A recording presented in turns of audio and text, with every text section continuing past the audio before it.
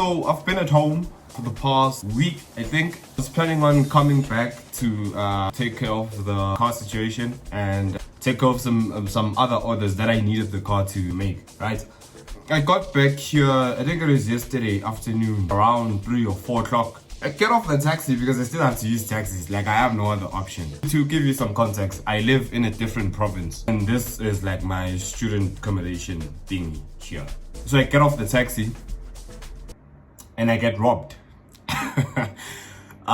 So yeah, now we're just kind of like trying to recover from that because I got my phone taken away, my Android phone, not this one that I'm using to film, the one that had my contacts in it, like all my business contacts, all my WhatsApp business, everything about C&J Holdings was in that phone. So you know, that's good. My number, that's my business number, that's like my entire business basically just like taken away from me.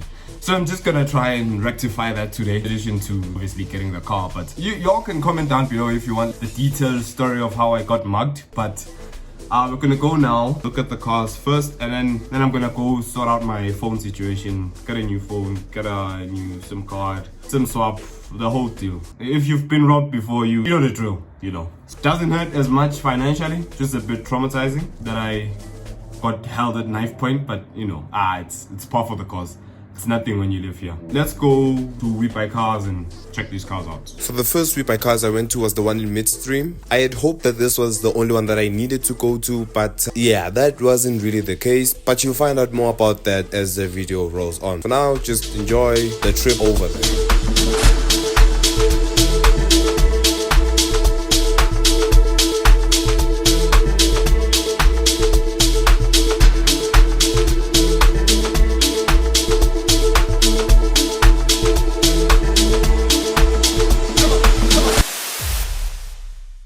Is not, we're nowhere near close to this, but yeah, we're just gonna walk around.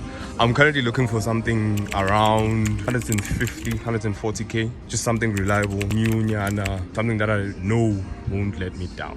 Just gonna walk around and then I'll just highlight anything that I find a bit interesting. Here's something that piqued my interest a little bit. Passat. I mean, I'm not happy with that paint. Looks like it's been crashed and potentially repainted from the looks of the paint. So 150,000 kilometers. Ideally I was looking for something a bit below that, but yeah, 1.4 TSI, good engines, VW, affordable to maintain and all that stuff. But yeah, all this paint and stuff, I don't know about that, chief.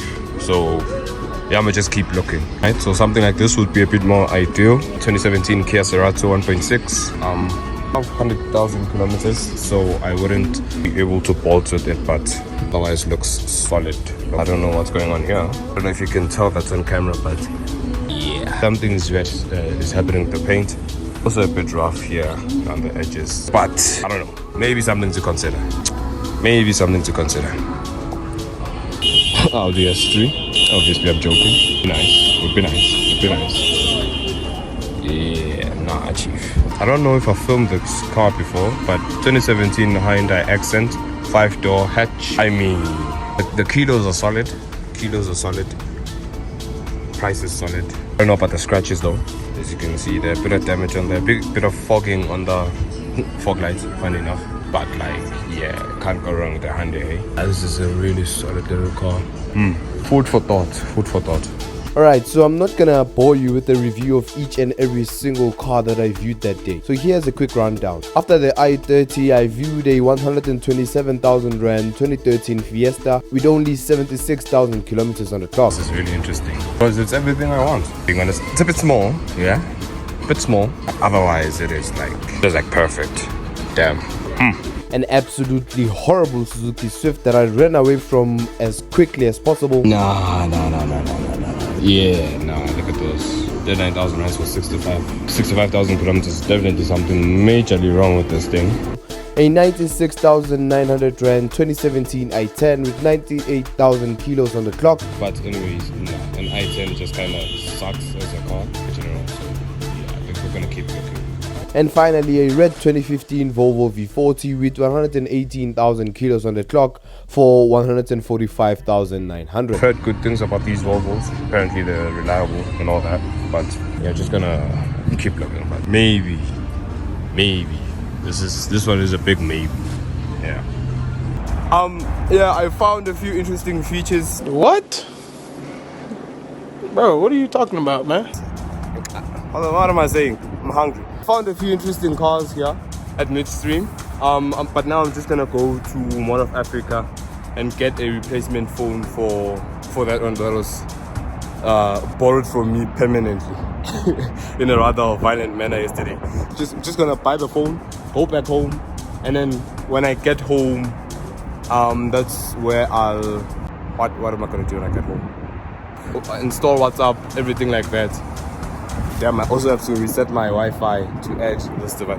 Just like a headache, but yeah, I'm just gonna get that sorted out. I think we might be buying a car tomorrow if we find one at Dome. Today we might be buying one tomorrow, but today, yeah, I don't think I'm gonna buy a car because I also don't have the documents that I need. So I also need to find out what kind of documents I'll need before buying a car, and then come back and actually buy one. Yeah, I didn't go to Dome that day. I took so much time at Mall of Africa trying to find a good deal on a phone that it was basically ridiculous trying to get to Dome by the time I was done. Alright, day 2 of the car search. I ended up not going to Dome yesterday actually, so I'm just gonna go today. The main reason why I didn't go to Dome is because I took such a long time at Mall of Africa, so it was just like late by the time that I came back, so I decided to just come straight back home and look online for anything interesting that I might find at Dome. And I found some interesting things, but we're just gonna take a look when we get there and see what we can find in person, because there seems to be a bit of a difference between what you find online and what you actually find in store. The rest of the day today also I'll be trying to compile all of the documentation that I'll need. Yeah, that's the plan for today. Let's go to Dome. Also, not gonna waste your time here, so here's a quick rundown of cars that I looked at before finding out something I had not been paying attention to. First up was a Mark 6 GTI that was a bit over budget, made no sense in terms of fuel consumption, and had over 100,000 kilos. But because it's a GTI, I spent a stupid amount of time seriously contemplating getting it. Here is a temptation from the devil. Mark 6 GTI. I love GTIs. DSG also. Stood here fighting the urge to buy a GTI because I know it'd be very bad for business, but just look at that. Just look at that. Oof. Jesus, why did I come here? Should not have came here. Anyways, after I had freed myself from that demonic temptation, I moved on to a 2017 Polo TSI that was also overpriced but looked clean on the outside. Next was a very interesting i20, and I say interesting because this happened. Alright, so there was a bit of an issue with the i20. It had like chassis damage that needed to be fixed, and in order for it to be fixed there had to be like major work done to it. So I'm just gonna leave that alone. Yeah, no, not something I want to mess with at all. I've also spoken to someone fortunate here at WeBuyCars Dome. Thank you so much, bro. But I've spoken to him and he told me to look out for cars that have a gold or platinum DACRA report. Having acquired this newfound knowledge, I proceeded to look at cars that were actually good. Some highlights include this automatic Kia Cerato, this Toyota Auris, this Porsche 208 that I call the Citroen for some inexplicable reason. Problem is, it's the Citroen and I don't know nothing about Citroens.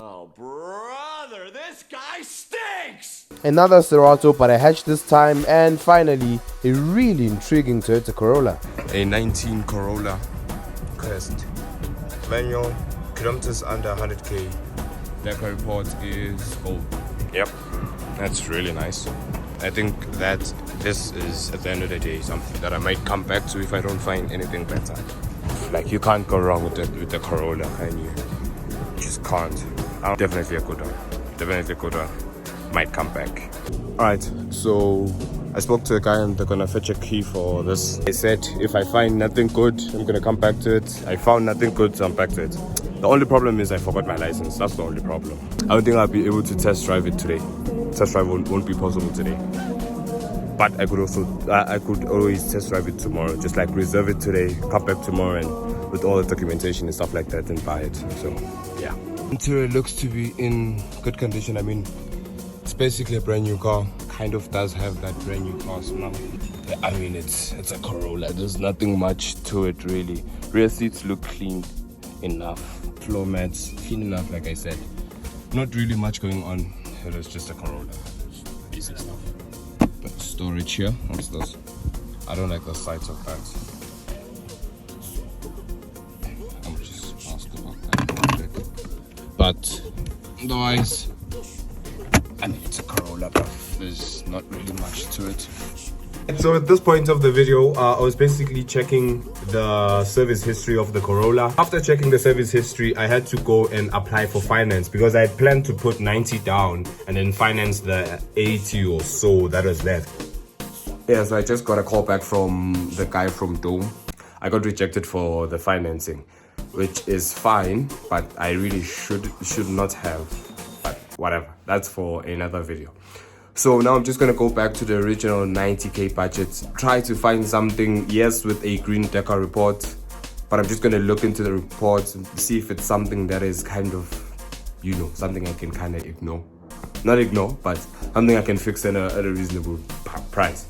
So yeah, that's where we are right now. That was in fact not where we were, because I ended up scrapping that entire plan when I went back to midstream. Before going to midstream, that same night, I actually went onto the WeBuyCars website, searched for cars and found this beauty right here for 130k.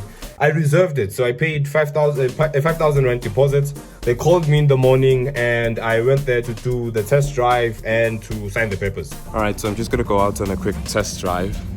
Test it out, but from the looks of things, like especially the interior, it's a really clean car. I ended up going on the test drive. It went extremely well. Came back, signed the papers, and immediately went home because my family wanted to see the car. But yeah, so here's the reveal of the first CNJ workhorse.